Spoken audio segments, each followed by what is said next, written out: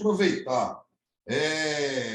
Os tubifex estão bem, estão esparramados, estão tudo esparramado no fundo de um aquário lá onde eu estou pondo eles, um lodo lá que eu tenho. Como que eu coleto agora? Jogo alguma isca para eles amontoarem? Ou assusta eles amontoam? Não, exatamente isso.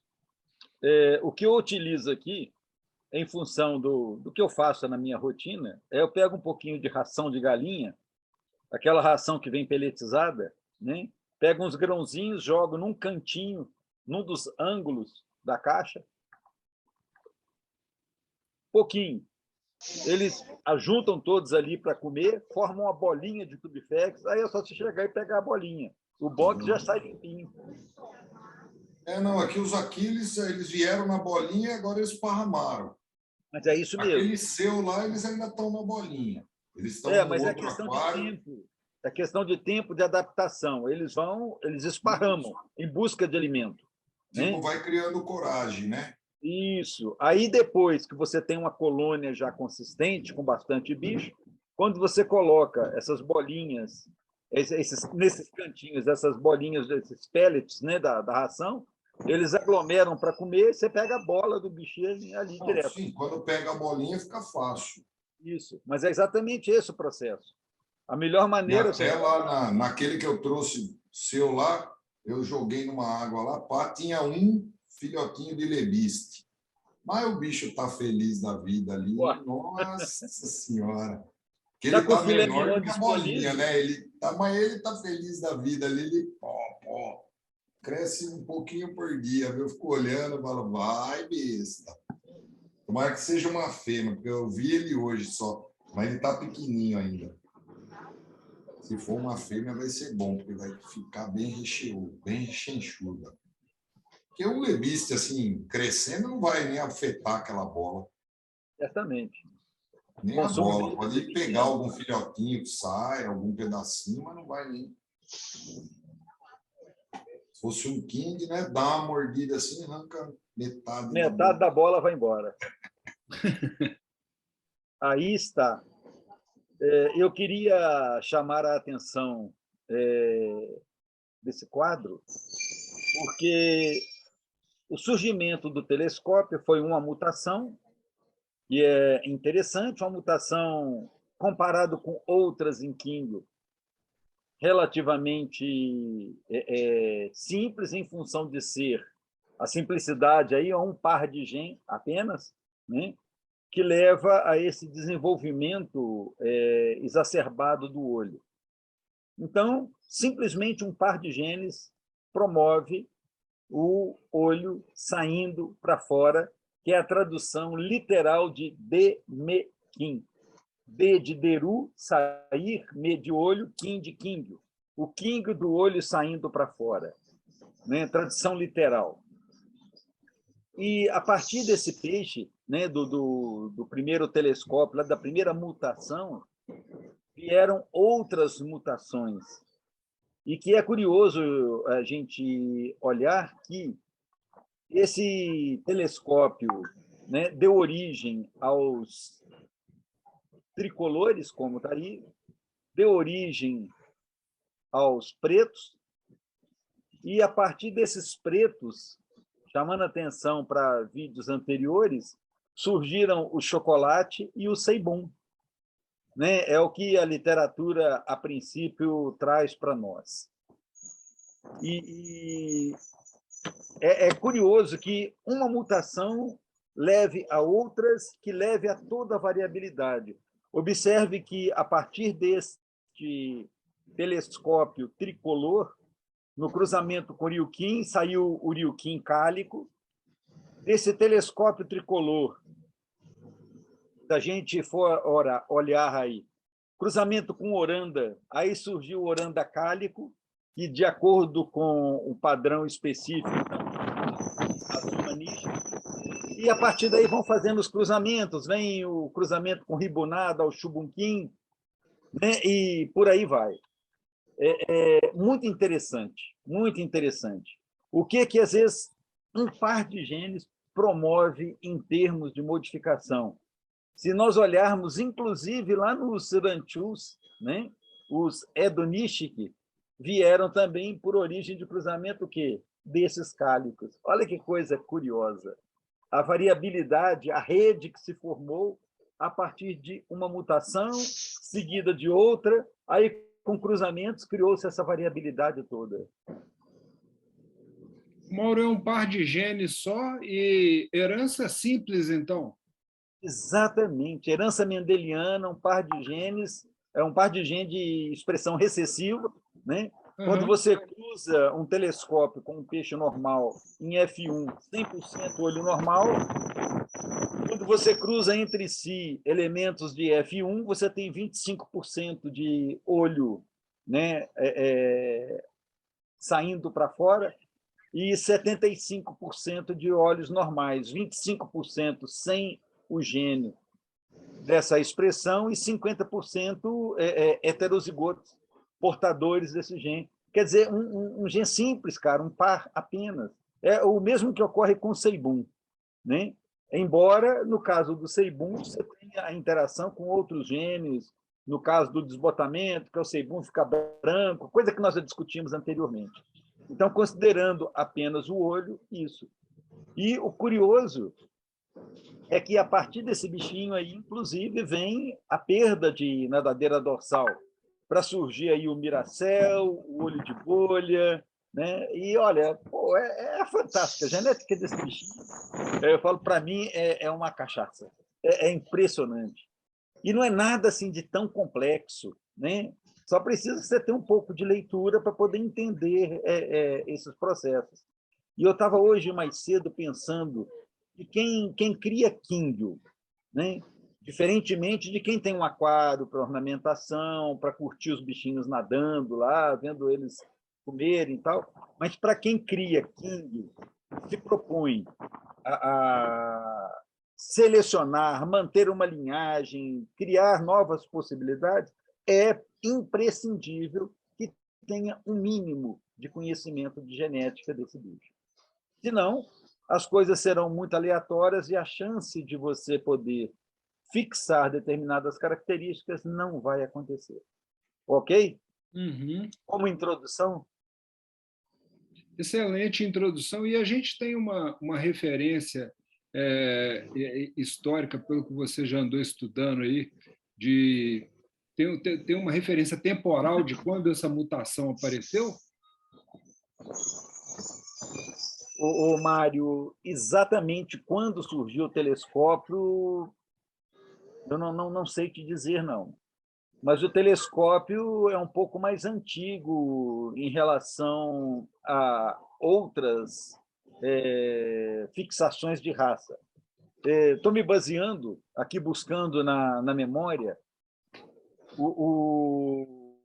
que várias raças de quíngio são relativamente recentes. Né? De 1900 para cá, vamos dizer assim. E eu estou me reportando ao trabalho do Xizanchen, né, de 1930, aproximadamente, quando ele fez o estudo da expressão gênica de Chaquin, de Seibum, Parará. O telescópio já estava muito bem estabelecido, Kuroi Demekin e tal. E, segundo esta situação, o Kurodemekin, o telescópio preto, né, é que deu origem a Seibum e Chaquin. Quer dizer, isso já existia lá para trás. Eu acho que essa mutação de telescópio ela é um pouco mais antiga do que essas raças mais recentes, né? Inclusive, é curioso chamar a atenção que a gente, olhando esse quadro, olhando o Akin, que está aí mais ou menos meio centro à esquerda, que foi aquela primeira mutação de extrema importância, que foi a duplicação da cauda, e dele depois deu origem ao telescópio. É curioso chamar a atenção que, se a gente olhar no desenho, o Haruki Tanabe foi bastante sutil. Observe a morfologia do corpo do Akin do telescópio vermelho, depois o telescópio tricolor e telescópio preto. Observem que no tricolor ele já apresenta a altura exatamente, né? O ramp já mais acentuado, da mesma forma o preto. E hoje o padrão telescópio, em termos de morfologia, de anatomia corporal, é a morfologia de corpo de Ryukin. Né? O telescópio hoje de qualidade, a morfologia corporal é um Ryukin de olho saindo para fora. Como é que a coisa foi evoluindo, selecionando, aglutinando ou eliminando genes? Eu falo, isso é uma cachaça, cara. Esse bicho é fantástico em termos da capacidade de ser moldado. Eu sempre brinco, fazendo um paralelo simplista, né? Eu fico imaginando um oleiro com argila na mão. Imagina algo e vai moldando para gerar aquilo que ele tirou do imaginário. E é o que foi feito com o King. Para mim, isso é um negócio assim fantástico. Você ter a paciência de fazer no cruzamentos para que você possa congregar genes que leve a uma característica que te agrada. É um negócio maravilhoso, maravilhoso. Eu falo, eu sou suspeito para falar, eu acho isso uma cachaça. Impressionante para mim. Essa característica de ter o olho saltado aí para fora, né, levou a um aumento, vamos dizer assim, talvez, né, do número de cruzamentos, e que foi a partir dessa curiosidade, vamos dizer assim, né, essa característica curiosa, despertou provavelmente um número de cruzamento maior, que talvez essa quantidade de variedade que surgiu a partir dele, né, características aí, veio a partir de você ter acentuado isso, não? Esse número de cruzamentos. Do ponto de vista genético, não é, né? Porque o genético fica só na questão do olho, né? Ele não traz com ele outras coisas, né? Eu acho que o aumento da quantidade de cruzamento é que deve ter possibilitado o aparecimento dessas outras variedades, né? Que não o Demequim, né? Ou eu estou errado? Exatamente aí que está a sutileza da coisa. Não, acho que é por aí mesmo. O que eu tenho a acrescentar é como um determinado evento pode levar a outras situações.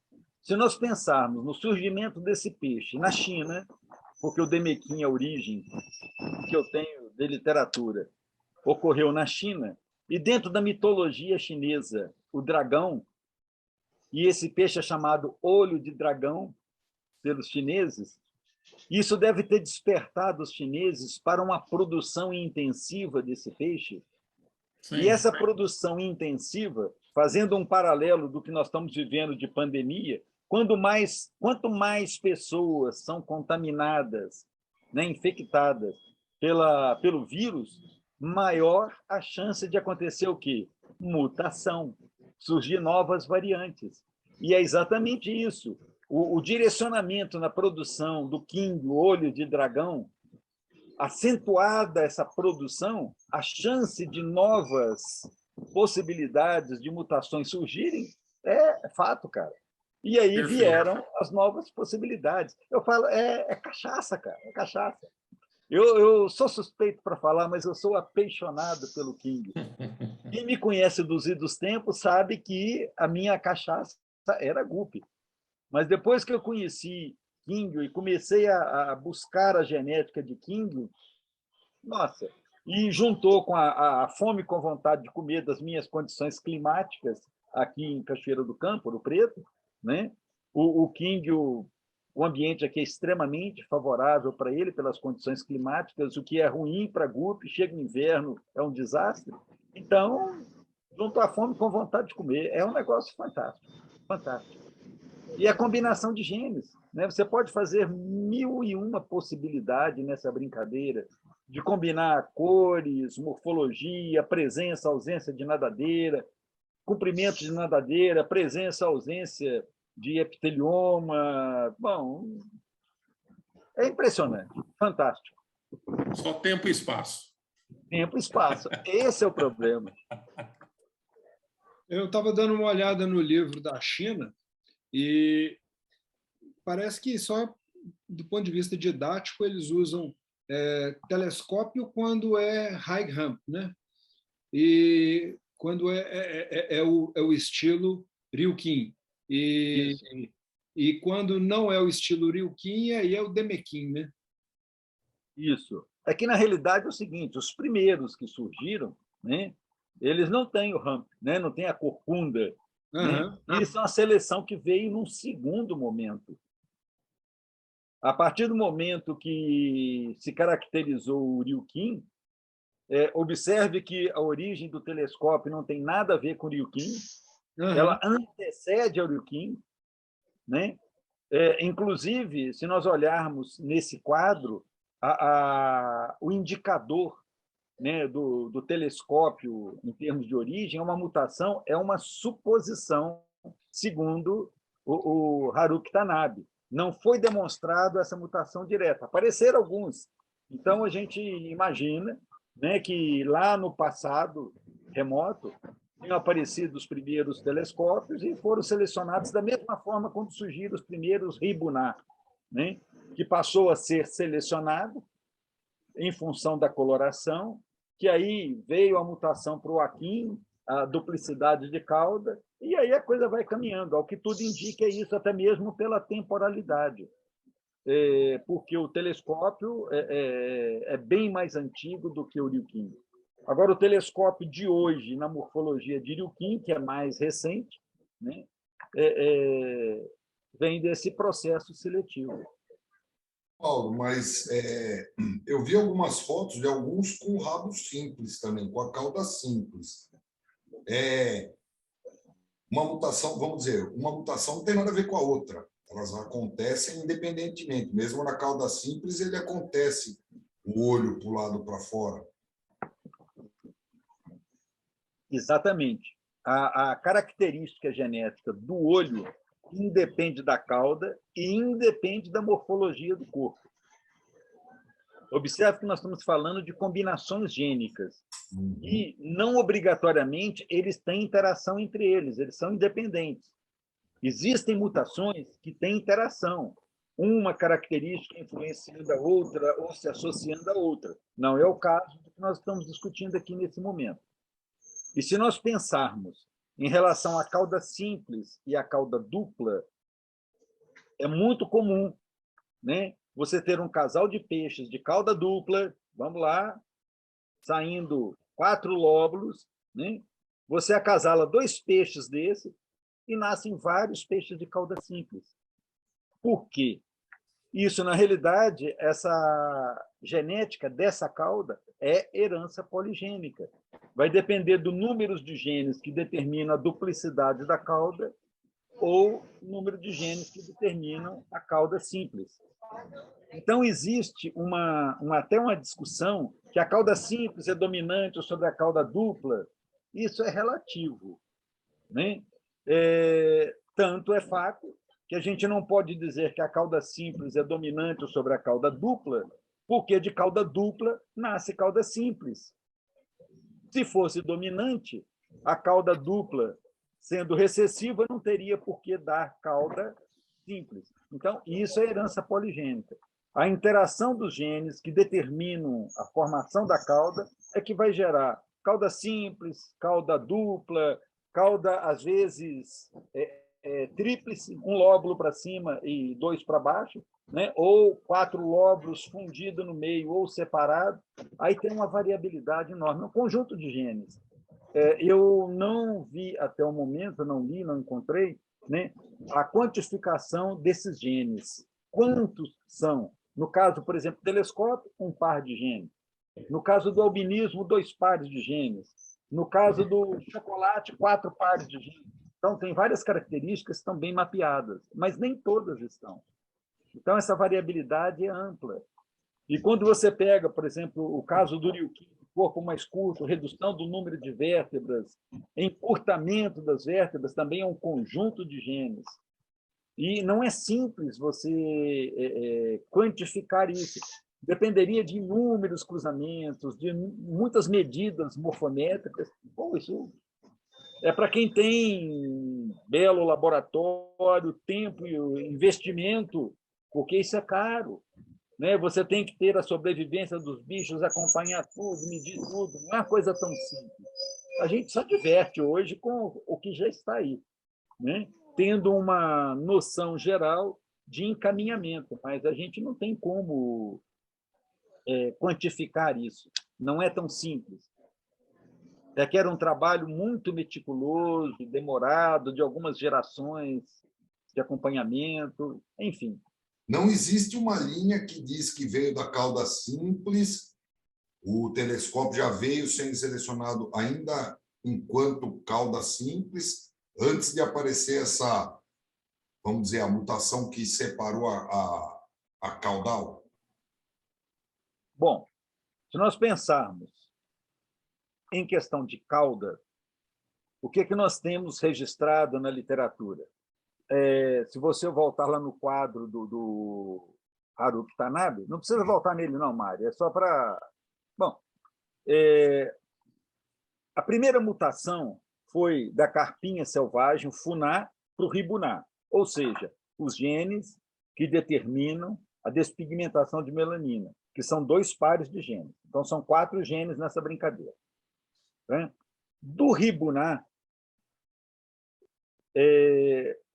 surgiu a nova mutação, que é a cauda dupla.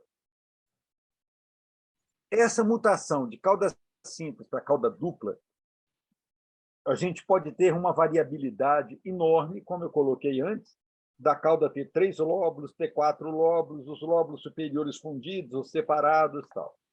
Então, dessa mutação, que deve ser um conjunto de genes que eu não sei quantificar, não me deparei com isso na literatura, a suposição é que desse Joaquim, que já é o peixe com a cauda dupla, tenham vindo os telescópios. Então, telescópios já de cauda dupla.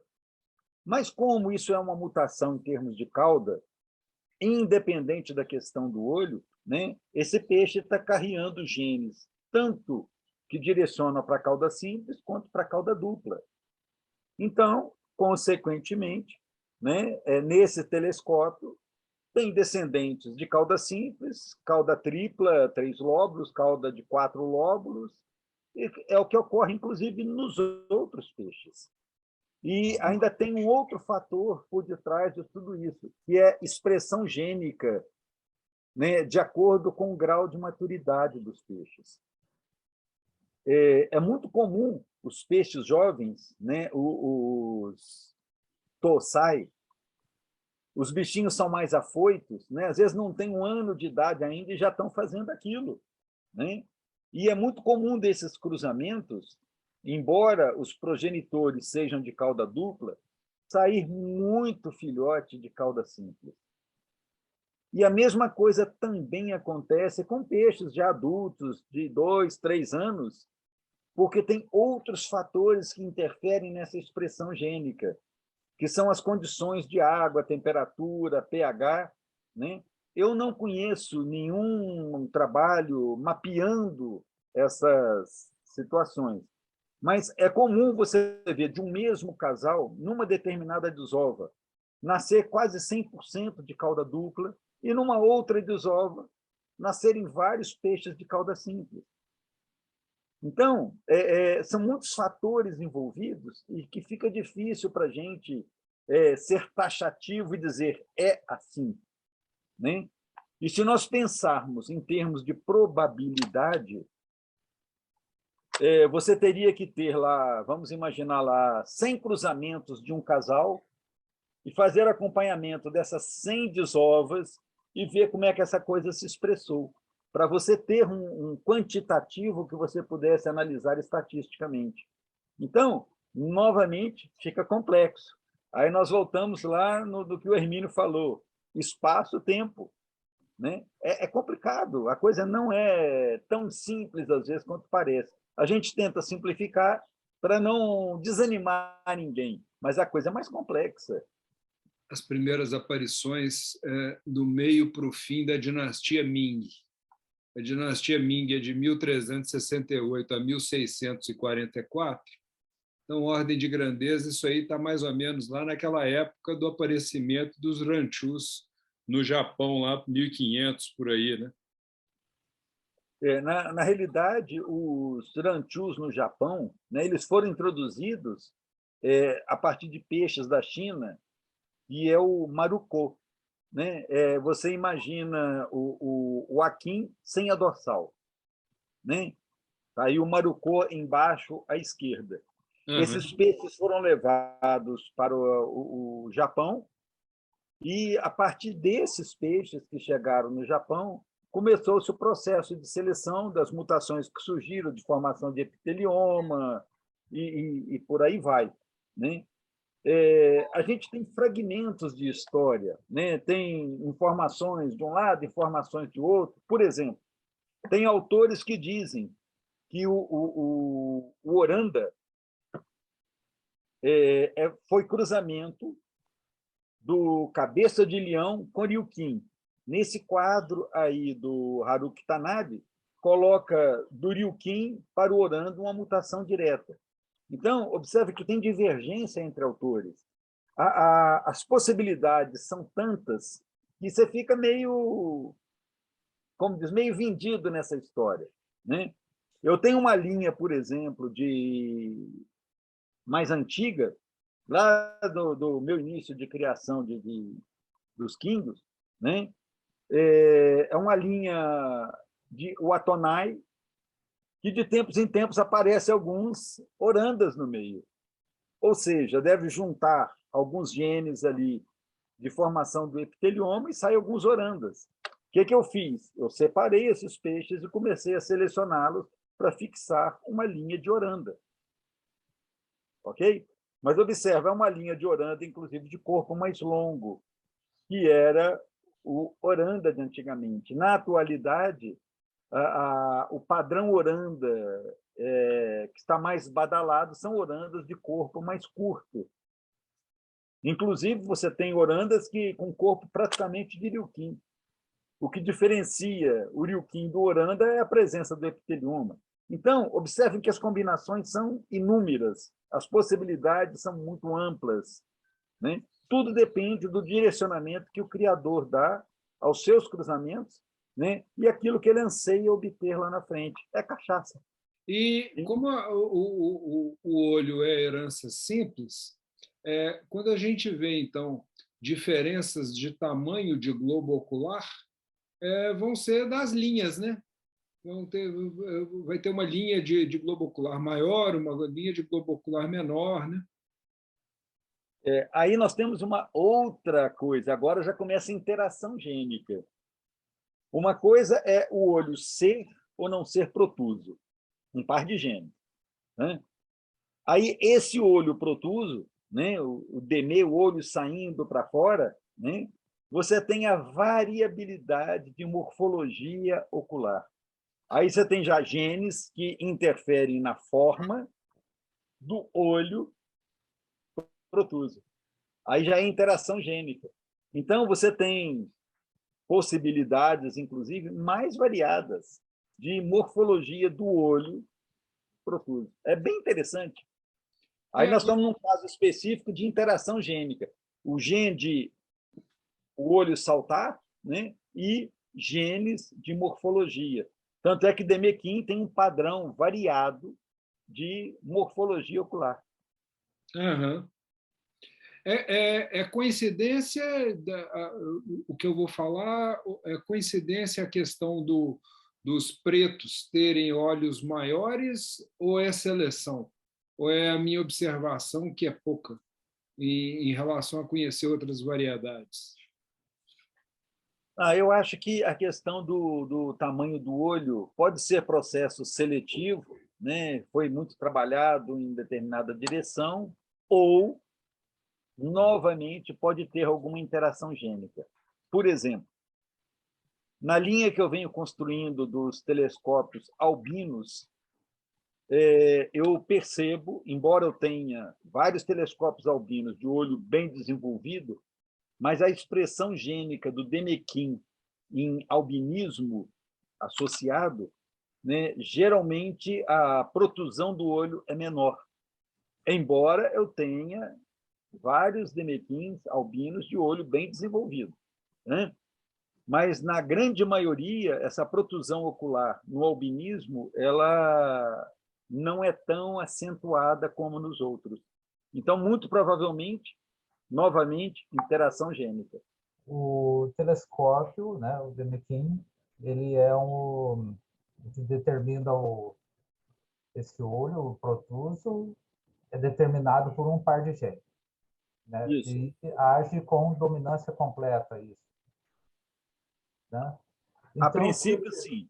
A princípio, sim. Então, se eu tiver dois telescópios pretos, né? E ambos, digamos, heterozigotos, azão, azinho, né? A maiúsculo, A minúsculo, os dois. O telescópio é o azinho, ele é o recessivo.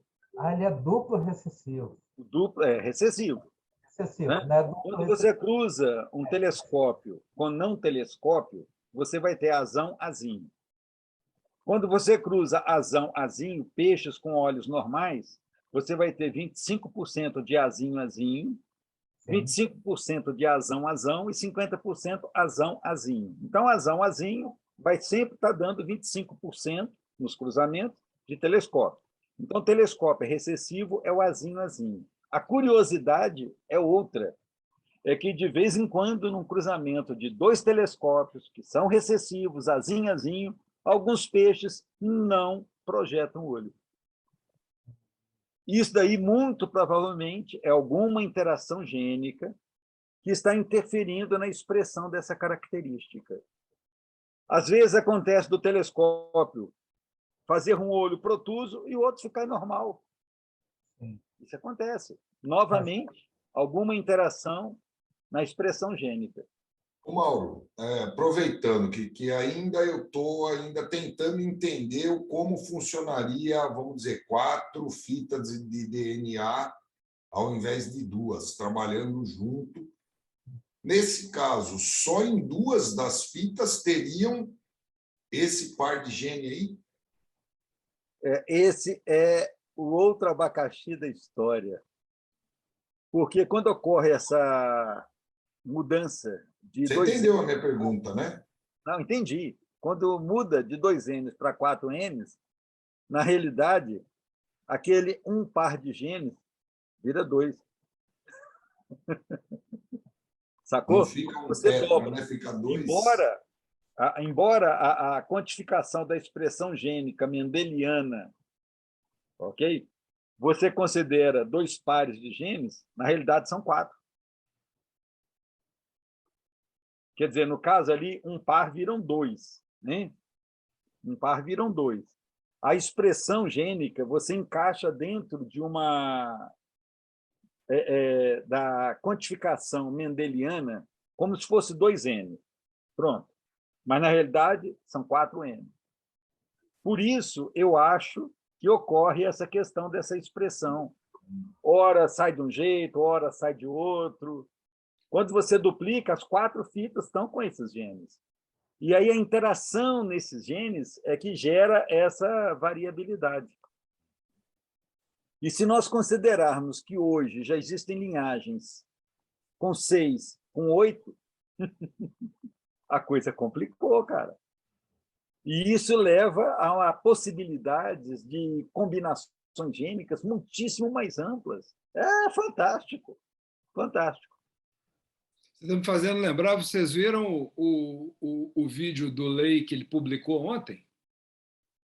Não, esse ainda não vi, não. É a segunda parte. Na primeira parte, ele falou lá da exposição com o professor chinês lá fazendo a apresentação da exposição. E acho que é ontem mesmo que ele publicou, ontem ou anteontem, que eu vi esse vídeo.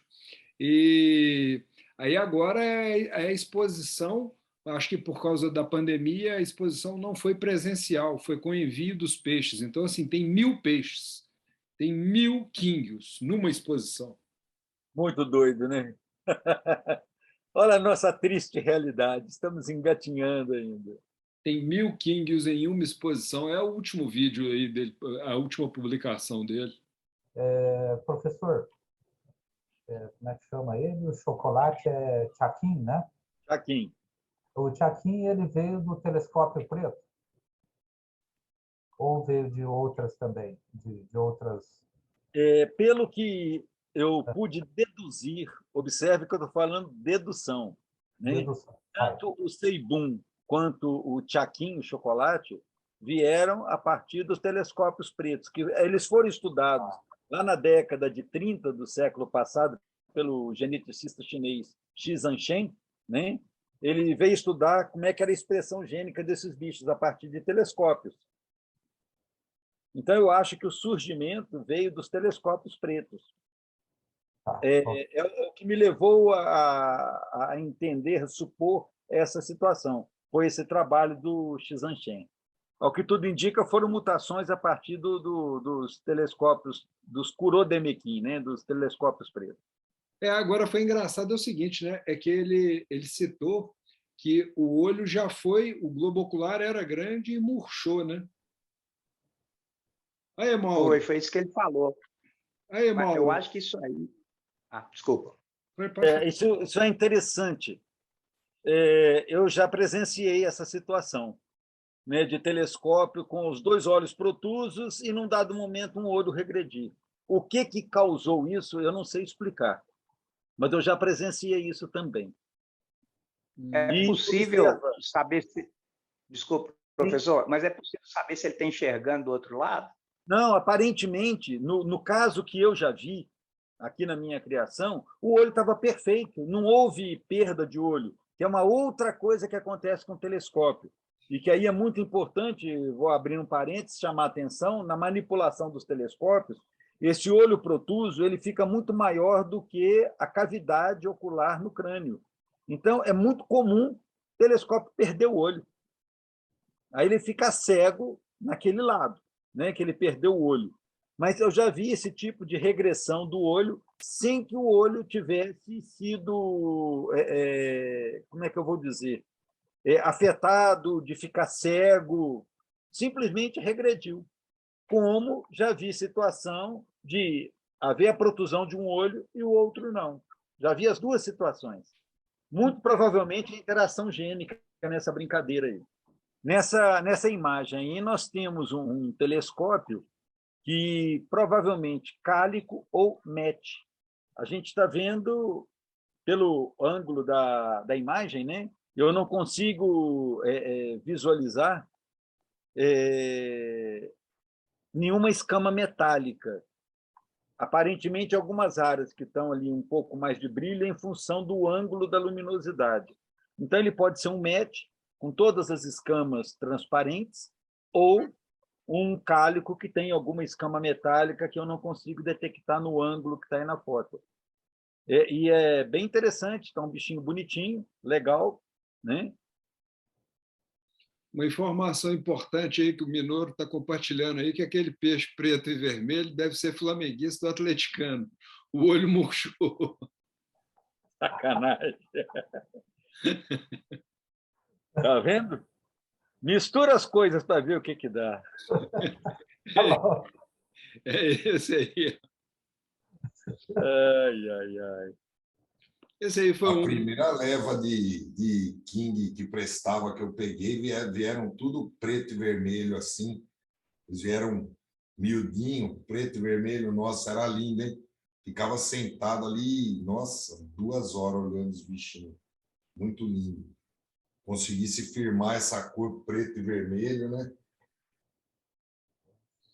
Na realidade, o Fábio, o preto e vermelho só é possível ser fixado, pelo menos até o momento. Em biologia, a gente nunca diz que é impossível, porque eu costumava brincar, na época que eu ainda estava na docência, que talvez a única afirmativa que fosse válida na biologia é que sempre tem exceção. Sim, sem dúvida. Né? O erro é a regra, né? Pois é, ué. Então, no vermelho e o preto juntos só é fixável nos cálicos, do que eu tenho conhecimento até o momento. Sim, mas que não é esse padrão, né? O que é Não, cálico não, não tem esse não. padrão aí. Não é o padrão anterior da imagem anterior. Não, aquilo Eu ali é estou com estágio alguns de daquele, eu estou com pigmentação. uns 3 daqueles Seibum que eram Seibum, que eles estão perdendo preto. Tem um deles que está preto e vermelho hoje, que ele estava, faz 2 semanas ele estava preto. Agora ele está preto e vermelho, eu acho que mais uns 20 dias ele fica vermelho. Se era Seibum, ele deve ficar vermelho e branco. Significa Mas que ele ele tem está com genes de quase o corpo chocolate junto com inteiro Seibum. bem vermelho por baixo dele, viu? Na verdade, veio um bando de Seibum com bastante mancha chocolate, né? Isso. Tinha, Isso daí é a interação vieram de genes 35 chocolates com daqueles. Seibum. Eles estão bonitos, viu? Os que ainda Sim. estão preto estão. Tem um que está com cabeção. Nossa, hoje eu estava dando de comer para eles lá, o bicho pulava até fora d'água, assim. Eu, calma, velho, tem para todos. Esse peixinho aí na imagem é um bemequim, né? Cálico, né? Desse colorido aí característico, que é bem interessante. Mas eu gostaria de chamar a atenção até para um detalhe que, normalmente, quando, já falei isso em outros momentos, mas é para reforçar, quando a gente diz cálico, né, é a presença de escamas transparentes e metálicas simultaneamente. A coloração do cálico é uma outra conjunção gênica. Então, você pode ter cálico totalmente branco, de dupla cor, tricolor, até como alguns chamam de 5 cores, 7 cores, em função da interação desses genes, da pigmentação que aparece, né?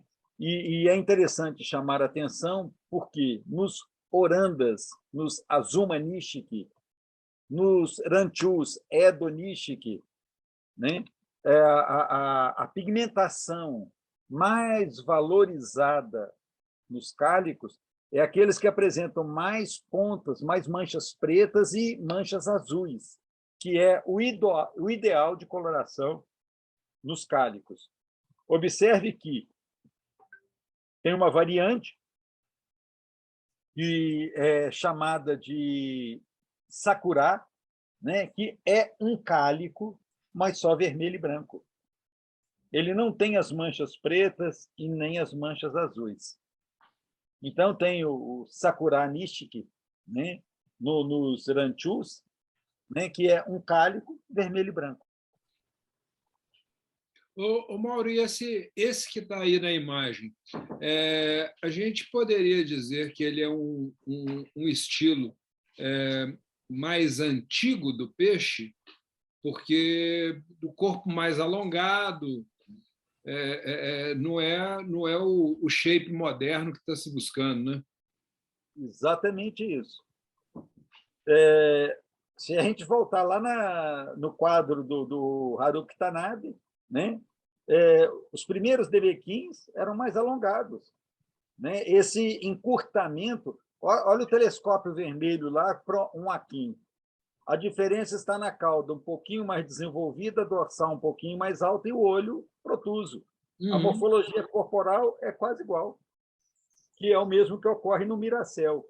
Embora o Miracel, para o telescópio, o Miracel esteja um pouco mais alongado. Sim. Eu tenho na minha linhagem de albinos, né, telescópio de corpo longo. Esse processo de encurtamento é a seleção que a gente vem fazendo. Aí está um bichinho lindo, maravilhoso, né, um cálico com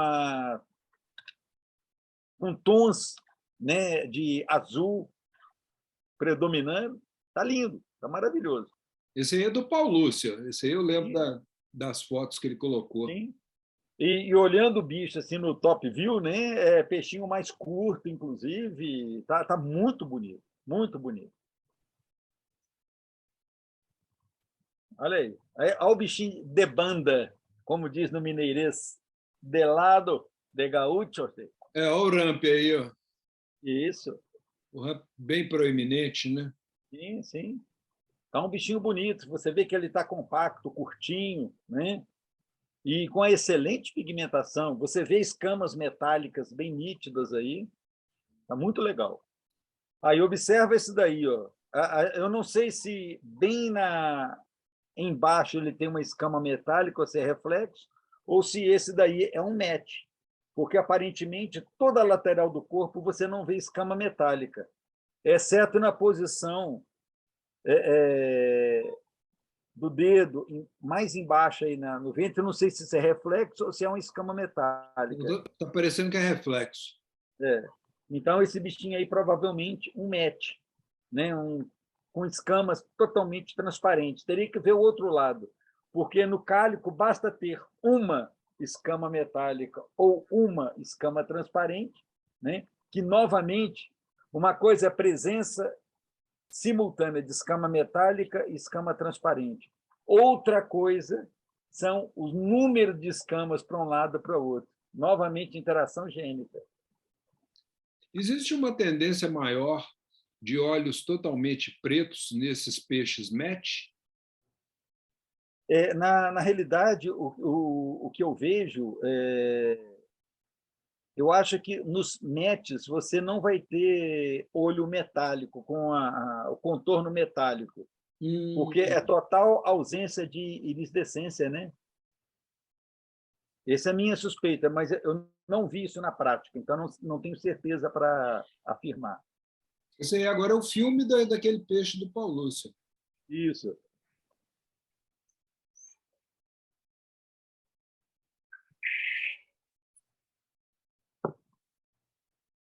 Nítidas as escamas metálicas, hein? Não, e o interessante nesse peixe aí, que esse é um bichinho assim, muito, muito bacana, que ele apresenta uma simetria muito nítida de olho e de cauda, que é outro aspecto a ser considerado, né? Esse bichinho está um exemplar fenomenal. A simetria está muito perfeita no que nos é apresentado aí nas imagens. Legal. Porque é comum no telescópio você ter um olho maior, o outro menor, né? Um olho às vezes mais arredondado, o outro mais alongado. Olha a simetria desse bichinho, olha a cauda desse bichinho. Está muito bonito. Isso daí, como disse, se o Paulucci não quiser, pode mandar para mim que eu quero. É um bichinho para reprodução no futuro. Né? É pertinho aqui de casa. É pertinho aqui de casa. Se ele não quiser, manda aqui. Eu nem gosto desses zoiudos aí, mas esse aí tá lindo mesmo. Está muito bonito. O Paulucci está de parabéns com esse bichinho. Eu não vejo a hora de tomar a terceira dose para ir lá na casa dele, lá roubar os peixes. Eu levo meu bem-te-vi de estimação.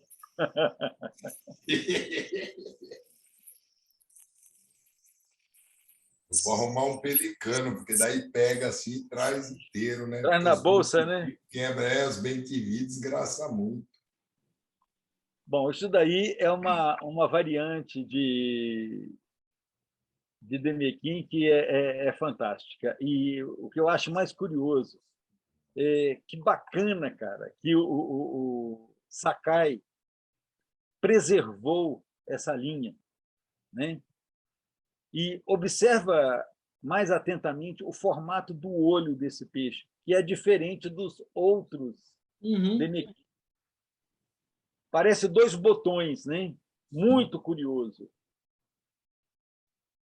E observa a importância dos criadores nesse processo de preservação, de garantir a permanência de determinadas variantes, que não fossem alguns criadores, já teriam desaparecido, como várias já desapareceram, né?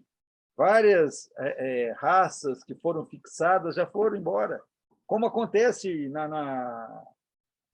dentro da área de zootecnia, né?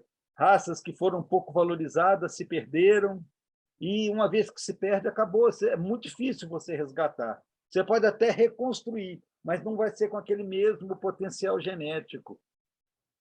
Então, a importância da preservação dessas características, desses padrões raciais, é fundamental.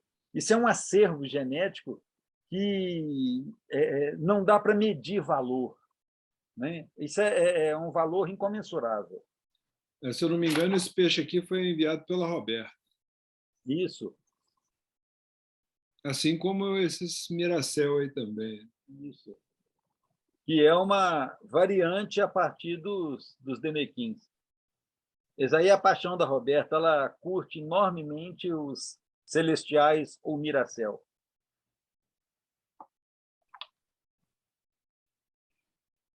Muito gracioso, muito lindo esse peixe. Parece um tubarão-martelo, né? Ó, Exatamente. muito Os belo. Yanagis, na realidade, são semelhantes, são um cometa, porém com olho de Demequim. O detalhe é o olho.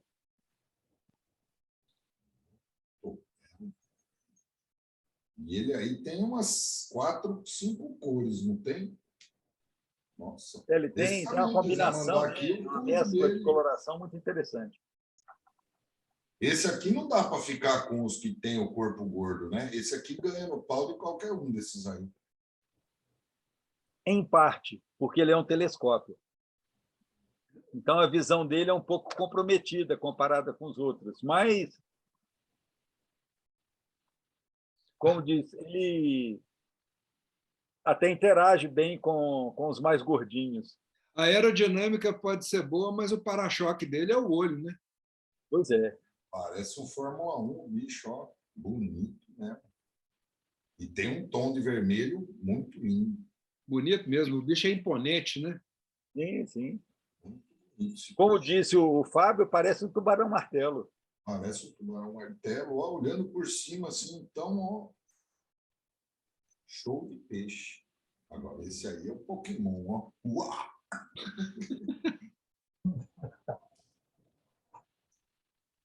Nossa, esse só de olhar eu sinto É um bichinho impressionante, né? esse Mas que impressionante. requer um tratamento bem diferenciado em função desse olho. É um peixe que não dá para misturar com os outros, porque ele não vai competir por alimento, ele não vai dar conta.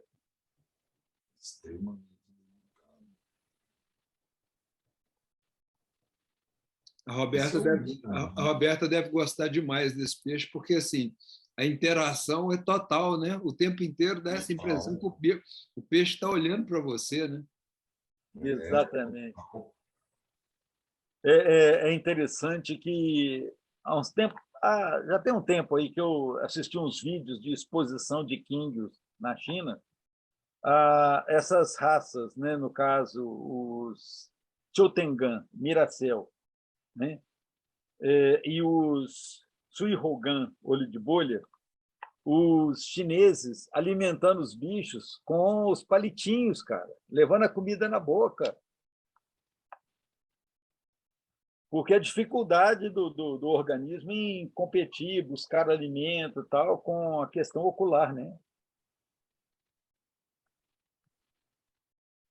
É porque um peixe, ele deve ter, um peixe com os olhos laterais, ele deve ter um ângulo de visão de 300 e tantos graus, né? E aí, a hora que volta os dois olhos assim para cima, o ângulo de visão fica muito reduzido, né? Exatamente. Aí, se você, por exemplo, joga ração que afunda, a dificuldade dele de conseguir pegar a ração lá no fundo tem que ser uma ração que flutua, né, para facilitá-lo na alimentação, a princípio. E a formação da estrutura do olho, assim, vem do momento larva, em que momento que ele começa a migrar o olho? É mais ou menos que nem como é que chama? Linguado, que o olho migra? Na realidade, os Choutengan, né, ao nascer, são todos semelhantes às outras larvinhas, aos outros alevinos. À medida que ele vai crescendo, geralmente isso ocorre ao longo dos 6 primeiros meses, primeiro o olho começa a ficar protuso, semelhante ao telescópio, e lentamente ele vai virando, vai subindo. É interessante esse bichinho. Então, na fase larva, ele consegue competir legal na parte de normal, alimentação. é como uma larvinha, como qualquer outra, E no início de alevinagem, a mesma coisa. Mas, à medida que ele vai crescendo, vai diferenciando, a coisa começa a mudar. Ó, deixa eu ler para vocês a mensagem que a Roberta mandou aqui. Ó. Obviamente, perdoem a pronúncia. Algumas literaturas falam que Yanagi Demekin originou-se a partir do cruzamento de exemplares de Joaquim e Demekin, ocorridos inicialmente na Sasaki Yogi Yoju, entre parênteses, criação de peixe Sasaki, Japão. Possui como características marcantes o corpo alongado, cauda única, sendo aceitas tanto a curta como a longa, e os característicos olhos projetados do telescópio, que é aquele peixe de cauda simples lá, o tubarão-martelo lá que o Fábio estava comentando. Exatamente isso. Roberta, você está no trabalho, mas muito obrigado aí pela contribuição. Paulo Lúcio está com uma barrigada boa lá, uma filhotada grande de telescópios, né? A cachaça do Paulo Lúcio são os telescópios, né? A paixão dele são os telescópios. O interessante é isso, cada um, né, cria maior afinidade ou menor afinidade com uma raça ou outra. Aí esse peixinho aí já está iniciando a fase de perda de melanina, já está avermelhando a barriga, muito provavelmente vai ficar todo vermelho depois.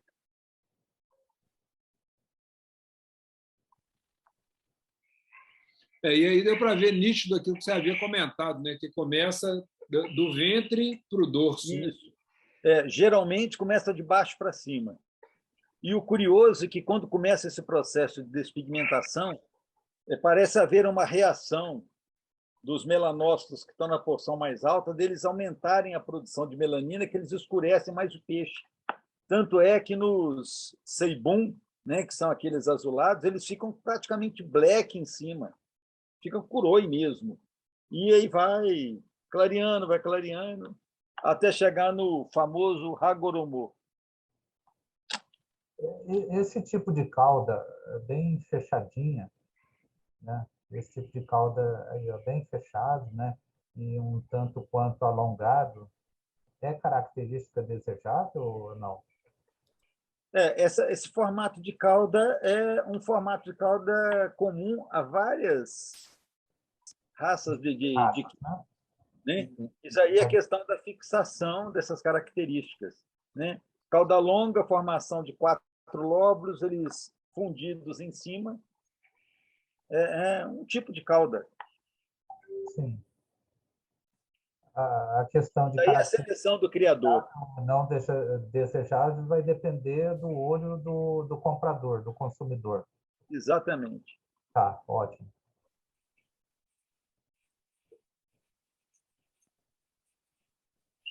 Muito interessante o bichinho.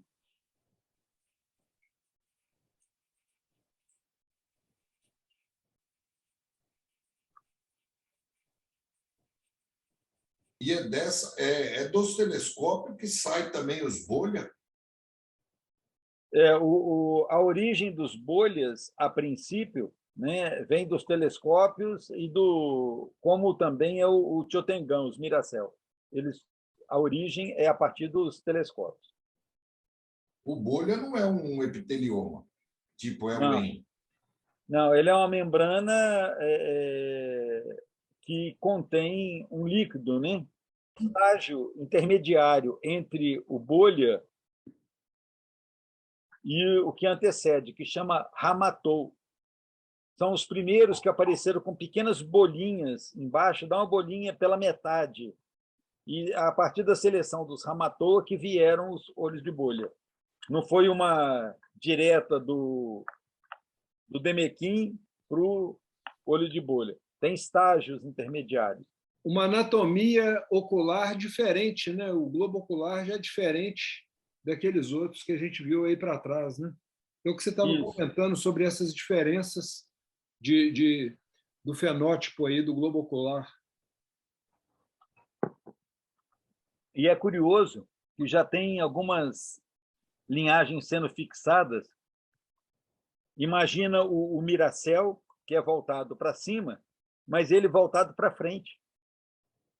Ao invés do olho girar e olhar para cima, ele gira olhando para frente. Que esse daí já é um prenúncio disso. Observa que ele não está projetado em linha reta, né, para um lado e outro. Ele já está jogando para frente. A variabilidade é enorme. Aí o Chotengan iniciando despigmentação, quer dizer, iniciando, já está no meio do caminho, né, que já despigmentou quase tudo, da sua região dorsal, sem despigmentar. Esse aí, a Roberta deve ter até o nome dele. Muito provavelmente. Sim. Dentro da raça, esse é um bem adequado, né? Mas é bonitinho dentro do demais. padrão. O pedúnculo da cauda, ó, bem largo, né? Que ele consegue nadar legal, mesmo tendo um rabo pequeno. Bacana. As peitorais pequenininhas. Normalmente as peitorais são pequenas? Depende da raça. Não, desses aqui. Desses na minha Miracels. na minha linha de Seibum, eu tenho alguns peixes que têm as peitorais, cara, 3 vezes o tamanho do normal. Eu vou até fazer um vídeo depois para mostrar para vocês isso. É uma coisa muito interessante. Na realidade, nesses peixes não são só as peitorais. Todas as nadadeiras são longas. Todas. As peitorais, as ventrais, a anal, todas longas. Isso na minha linha de Seibum. Aparecem alguns assim. Eu já até separei alguns com o intuito de dar essa característica. Todas nadadeiras longas. A Roberta mandou uma mensagem aqui perguntando se tinha vídeo dos albinos do Mauro, mas não tem vídeo aqui, eu não deixei separado. Esse cálico. Muito bonito, por sinal. Não, e com esse olho invocado, né, parecendo que Bravão. tem uma máscara, né? Exato. É o bandite. Olha.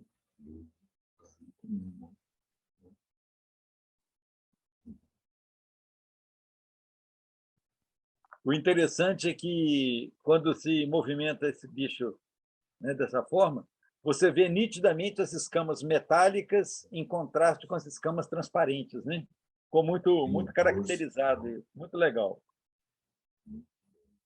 E muito bacana também essas peitorais com os raios pretos aí, ó. E Dá um charme, né? Bota charme nisso. Muito lindo esse peixe. Ó, cara de bravo. É o bandite mesmo. Esse aqui pode dar o nome de bandite. E esse aí esse que é do Paulúcio? Do Paulúcio. E se cruzar esse aqui, tipo, com um oranda, nasce um oranda com zoião? F2. Ele é oranda? Porque é recessivo o do olho para o lado. Porque só vai aparecer em F2, porque é mendeliana simples, só aparece no F2, sem dúvida. Aí nós vamos ter um Oranda Demê. Da mesma forma que tem Ranchu Demê, tem Pérola Demê, né? É juntar características. Não, o Mauro ia tremer ali, porque teve um pedaço ali que apareceu ali, um butterfly ali no meio ali, ó. Tem um maravilhoso, tem um butterfly maravilhoso.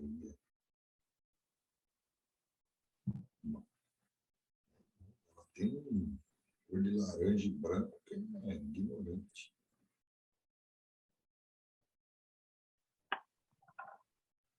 Na realidade, esses butterfly, eles vêm da linha dos tossa. Pois é. Eu acho bonito aquele que tem os olhos bem vermelhos. Ele é branquinho, parece um red cap, só que é o olho, que é o cap dele é o olho. Muito lindo.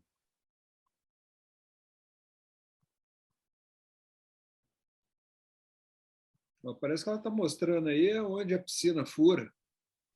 Isso. Ela está falando como é que ela remenda. Ela tem uns... Olha, ó, olha esse peixe aí, o olho é quase que pulado totalmente mesmo, né? Vou botar... Olha esse como é bonito. Bom, Ela tem uns peixes. passou batom também. Olha lá. Ah, mas não aprendeu direito como é que passa. Esses peixes estão muito bonitos. E eles têm o aberto, né? Tipo baleia, assim, né? Sem muito estar em pé. Mas indo para o butterfly mesmo, para olhar por cima, né?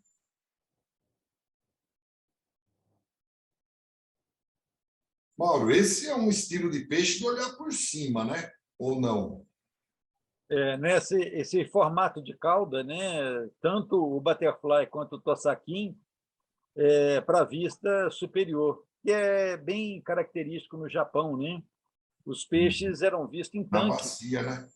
em bacia, em tanques. A criação em tanques e as exposições coloca nas bacias, né? Se a gente for olhar um tossaquim, inclusive, em vista lateral, fica meio esquisito, cara. Não fica algo tão atrativo. Você não vê a cauda, né? A cauda fica aquele treco no horizontal, um corte, que fica meio estranho. Uhum. É possível dizer que os ryukin são meio filho dos aquários de vidro? Porque antes o ryukin não era uma... Não é facilmente você ver um peixe ryukin olhando por cima, né? Na realidade, nós temos duas tendências com King, né? Inicialmente, King era peixe para ser visto em tanques, né? Então, vista por cima. E, posteriormente, com o advento dos tanques de vidro, né, dos aquários, a vista passou a ser lateral, então houve uma mudança no processo de seleção para a vista lateral. Haja vista, por exemplo, que os ranchu japoneses, quando visto lateralmente, muitas vezes não são muito agradáveis, né? Sim. E visto por cima, sim. E aí, nesse sentido, os ranchu tailandeses e os ranchu chineses, lateralmente, são mais agradáveis, porque quando você olha um ranchu tailandês por cima, não fica tão interessante em função da cauda pequena e, às vezes, muito fechada.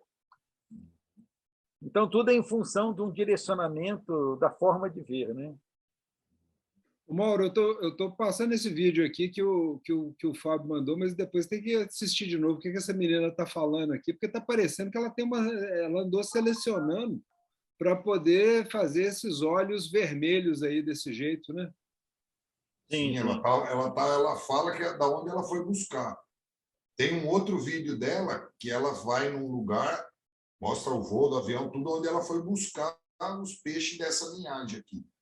Que eles têm um pouco de escama de pérola. Ela está dizendo que o cara está querendo colocar nisso aí os escamas de pérola. Essas escamas que ela tem, tudo bem, tudo, como diria assim, com aquela borda da escama de pérola. Num outro vídeo, ela mostra onde ela foi buscar esses peixes aí. São uns peixes lindos. É interessante que esse padrão de pigmentação do corpo todo branco e nadadeiras vermelhas, ele é bem característico de uma raça japonesa que é traduzida aqui para a gente como cauda de pavão, o Jikin. É aquela cauda que sai dupla, mas aberta, né? No sentido. Eles preconizam o corpo todo branco e todas as nadadeiras vermelhas. Existe, inclusive, uma técnica que é utilizada para despigmentar a coloração do corpo e ficar só as nadadeiras vermelhas.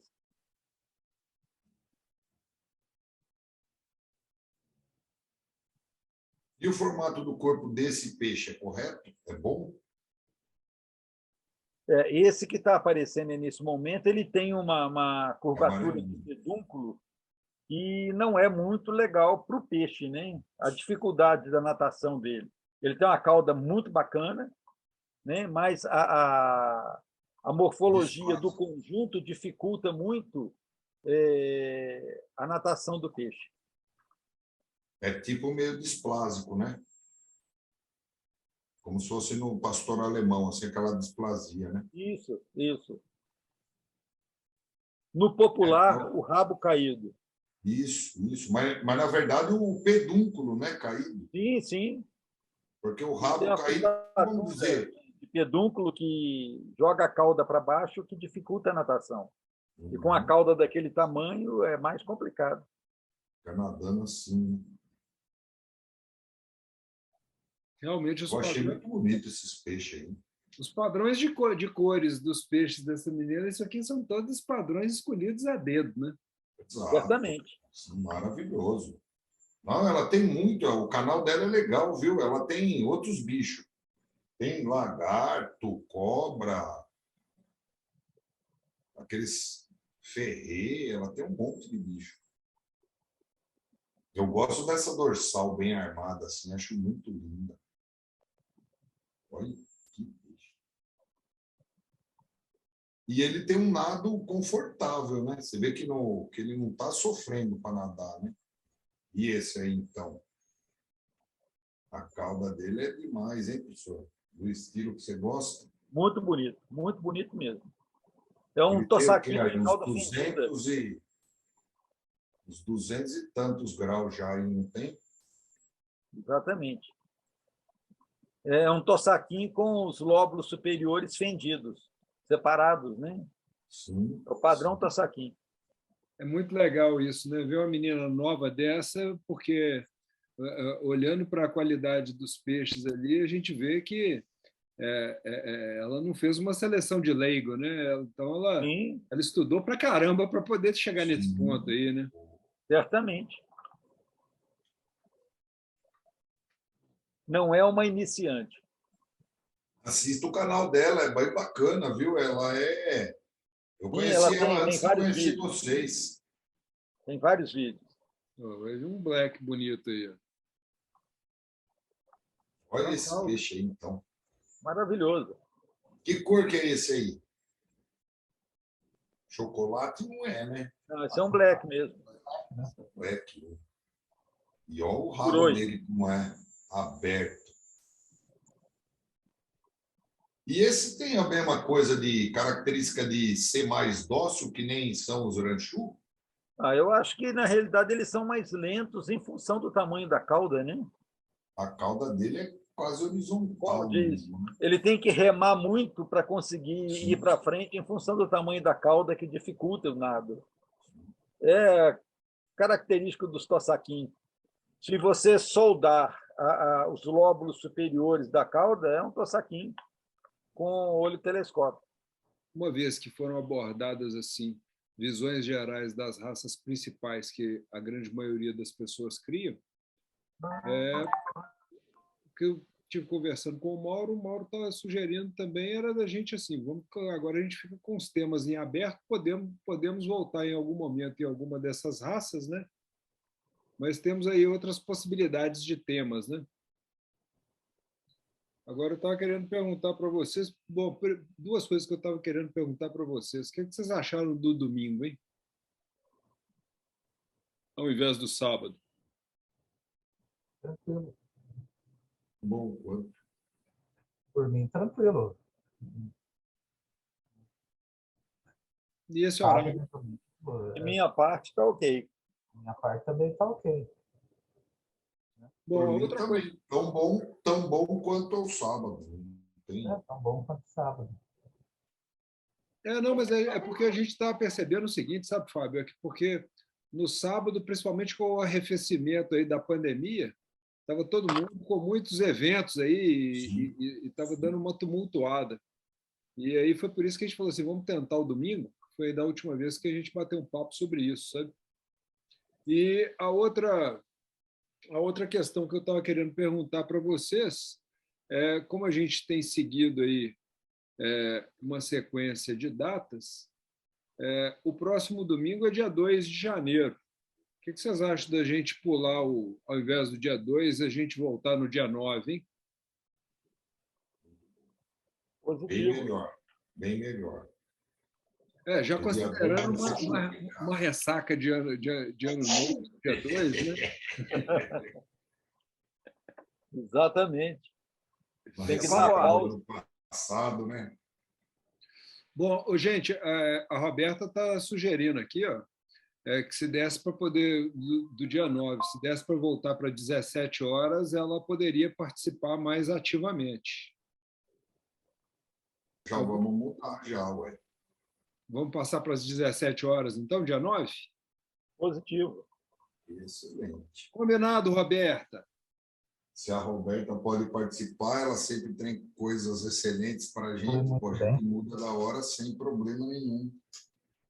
De qualquer maneira, eu vou colocar lá no grupo lá para a gente poder ver alternativas de temas. Antecipadamente, Feliz Natal e boas festas para todo mundo. Boas né? festas. Obrigado, boas festas, abraço pessoal. Todos. Boas Boa festas. semana. E que Muita todos paz. entrem bem no ano que vem. Com o pé direito e com o esquerdo também. Não corta, não, senão fica manco. Exatamente. Grande, né? Valeu, então. Um abração. Bom Boa Natal. semana. Tchau, um abraço para Muita vocês. paz. Boas festas. Valeu, Boa tchau. noite. Tchau, tchau.